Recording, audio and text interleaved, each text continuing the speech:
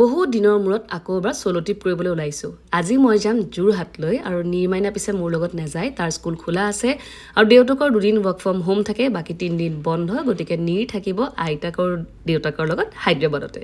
মোৰ ফ্লাইট ৰাতিপুৱা 8টা 20ত, গতিকে 5টা বজাতে ঘৰৰ পৰা ওলাব লাগিব। সেইকাৰণে কালিয়ে চব যা যোগাৰ কৰি থৈছিলোঁ। মই ফ্লাইটৰ খানা খাই একেবাৰে বেয়া পাওঁ। ফ্ৰাইড ৰাইচ আলু চব ৰেডি।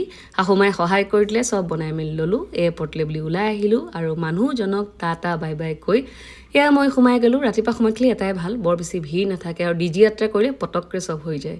চিকিউৰিটিও হৈ গ'ল। এতিয়া বহি ভাবিলোঁ লাল চাহ একাপ খাওঁ। পিছে ইমানেই কাঢ়া আছিলে, মুখৰ এক্সপ্ৰেশ্যন দেখি গম পাইছে মুখখন বেয়াহে লাগিলে।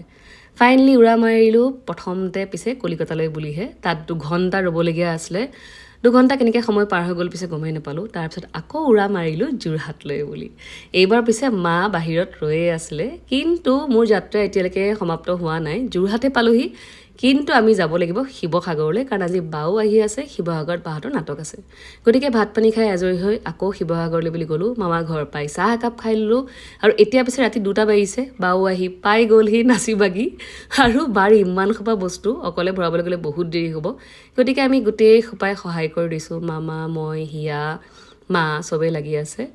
লং ব্লগবোৰ আহি আছে বাৰু, কিন্তু ভাবিলোঁ শ্বৰ্ট ভিডিঅ'ত অকণমান আপডেটবোৰ আপোনালোকক দি থাকোঁ।